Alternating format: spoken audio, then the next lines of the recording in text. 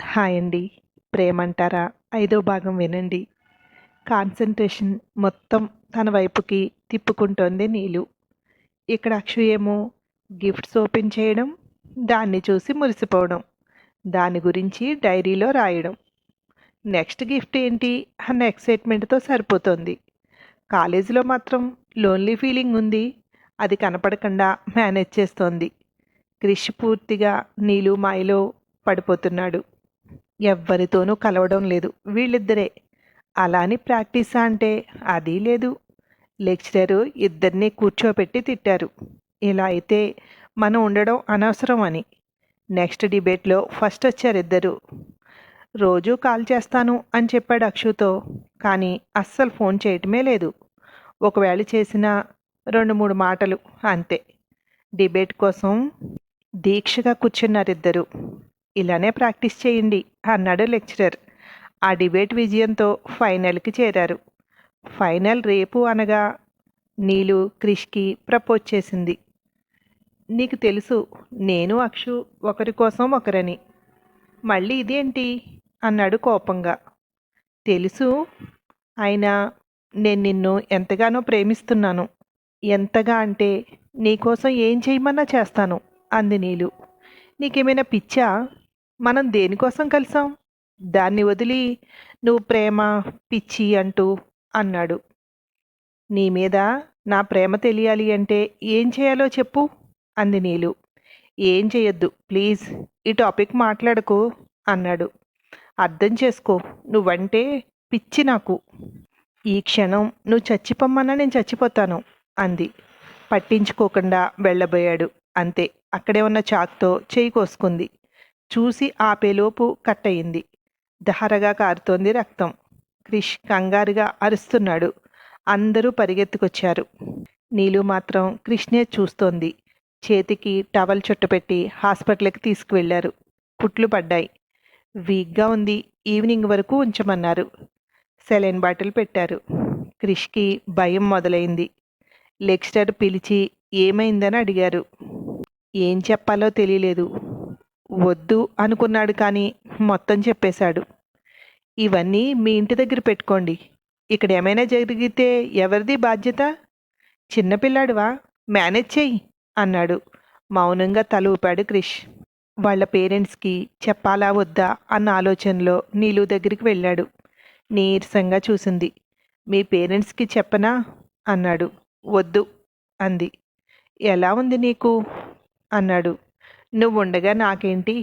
మా అమ్మ వాళ్ళకి చెప్పొద్దు, ఇప్పుడే వచ్చేయమంటారు అంది.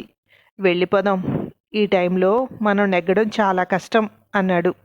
ఫైనల్కి వచ్చాం కదా, విజయంతోనే వెళ్దాం అంది. అక్షుతో మాట్లాడాలి అనిపించింది క్రిష్కి. ఫోన్ చేశాడు. హుషారుగా చెప్తోంది, ఫైనల్కి సెలెక్ట్ అయ్యావు కదా, కంగ్రాట్స్ అంటూ. మాట్లాడకుండా వింటున్నాడు. నువ్వు విన్ అయ్యిరా అంది. ఆ మాట విన్నాక ఇంకేం చెప్పలేకపోయాడు క్రిష్. ఇంకా బాధ ఎక్కువైంది. సరే అని పెట్టేశాడు. వెంటనే మళ్ళీ తిరిగి కాల్ చేసింది. ఏదైనా చెప్పాలనుకున్నావా అంది. ఏం లేదులే అన్నాడు. ఏం లేదు, అలా అనిపించింది అంది. ఓకేలే బాయ్ అని పెట్టేశాడు. ఆ రోజు సాయంత్రమే రూమ్కి పంపేశారు నీలుని. వచ్చి మౌనంగా నీలు దగ్గర కూర్చున్నాడు. నువ్వు నన్ను రిజెక్ట్ చేసిన మరుక్షణం నేను ప్రాణాలతో ఉండను అంది. అక్షుతో ప్రాణానికి ప్రాణంగా కలిసిన బంధం. నువ్వు నన్ను వద్దు అంటే ఈ క్షణమే చస్తాను అంటున్న నీలు. ఏ నిర్ణయం తీసుకోలేని పరిస్థితి. అలా ఆలోచిస్తూ పూర్తిగా డైవర్ట్ అయ్యాడు క్రిష్. కదల్లేదు, తన పక్కనే కూర్చున్నాడు. నా కోసం పిచ్చిదవుతోంది నీలు. నేను లేకపోతే అక్షు పిచ్చిదవుతుంది. ఎలా హ్యాండిల్ చేయాలి అర్థం కావడం లేదు అతనికి. తెల్లవారితే డిబేట్. ప్రస్తుత రాజకీయాలలో యువత పాత్రపై ఉంది. అవగాహన ఉంది కానీ ఏదో తెలియని అలజడి. నీలు నిద్రపోతోంది. అక్కడే కూర్చుండిపోయాడు క్రిష్. నిద్రలో కలవరిస్తోంది. ప్లీజ్ వదలకు, నన్ను వదలకు అంటోంది. నీలు చేతిపై చేయి వేశాడు. ఉదయం 6 గంటలకే వెళ్ళి లెక్చరర్ని కలిశాడు. సార్, నేను ఒక్కడనే పార్టిసిపేట్ చేస్తాను అన్నాడు. అలా కుదరదు, ఇద్దరూ ఉండాలి. టాస్ వేస్తారు, ఎవరి ఛాన్స్ వస్తే వాళ్ళకే అవకాశం. ఎదుటి టీం నుండి ఒక్కరిని సెలెక్ట్ చేస్తారు. ఇద్దరూ ఉండాలి, తప్పదు. లక్కీగా నువ్వు టాస్ గెలిస్తే పర్లేదు, కానీ వాళ్ళు టాస్ గెలిస్తే మనం ఓడిపోయినట్టే. ఖచ్చితంగా నీలునే సెలెక్ట్ చేస్తారు వాళ్ళు. ఇప్పటి వరకు జరిగిన వాటిలో నీలు తన ఇంటెలిజెన్సీని ప్రూవ్ చేసుకోలేకపోయింది అన్నాడు లెక్చరర్. అన్నట్టుగానే వాళ్లే టాస్ గెలిచారు. నీలుని సెలెక్ట్ చేశారు. మాట్లాడటానికి తడబడుతోంది నీలు. అర్థమైంది క్రిష్కి. తల వంచుకొని కూర్చున్నాడు. రన్నరప్గా నిలిచారు. నీలు క్రిష్ని చూస్తోంది. నా వల్ల నువ్వు తలదించుకున్నావు, దీనికి నేను ఏదో ఒక పనిష్మెంట్ తీసుకోవాలి అంది. పిచ్చి పని చేయకు, నీ ఆరోగ్యం బాలేదు, నువ్వేం చేస్తావు అన్నాడు. లెక్చరర్ వీళ్ళిద్దరి దగ్గరగా వచ్చి, కాలేజీలో ఫైనల్లో కూడా ఇదే టాపిక్, అక్కడ మంచి పాయింట్స్ చెప్పావు, ఇక్కడ అని నీలు ముఖం చూసి ఆగిపోయి, సరే పద అని బయలుదేరబోయాడు. ఫాస్ట్గా వెళ్ళి అక్కడున్న గోడకి తల కొట్టుకుంటోంది. నా వల్లే అంటూ కంగారు పడ్డారిద్దరూ. ఆపి తీసుకొచ్చి కూర్చోబెట్టి వాటర్ బాటిల్ చేతికిచ్చారు నీళ్లు తాగమని. నుదురంతా ఎర్రగా అయింది. మనం వెళ్దామా అన్నారు లెక్చరర్. రన్నరప్గా నిలిచారు అని కాలేజీలో అనౌన్స్ చేశారు. అక్షు ఫోన్ చేస్తే కాలేజీకి డైరెక్ట్గా వస్తున్నాం అని చెప్పి పెట్టేశాడు. అందరినీ ఆడిటోరియంకి రమ్మని అనౌన్స్మెంట్ వచ్చింది. అక్షుకి అర్థమైంది క్రిష్ వాళ్ళు వచ్చారు అని. అందరూ ఆడిటోరియంకి చేరుకున్నారు. రన్నరప్గా నిలిచారు.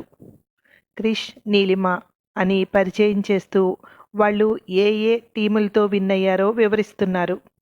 కానీ అక్షు అది వినడం లేదు. వాళ్ళిద్దరినే చూస్తోంది. చెయ్యి పట్టుకుని రావడం, చెయ్యి వదలకుండా పట్టుకునే నిలబడ్డం. ఏదో నెగిటివ్ ఫీలింగ్ అక్షుకి. అక్కడ ఉండలేక మధ్యలోనే వచ్చేసింది. క్రిష్ ఇంటికొచ్చాడు, కానీ మునిపటి హుషారు లేదు. డల్గా ఉన్నాడు.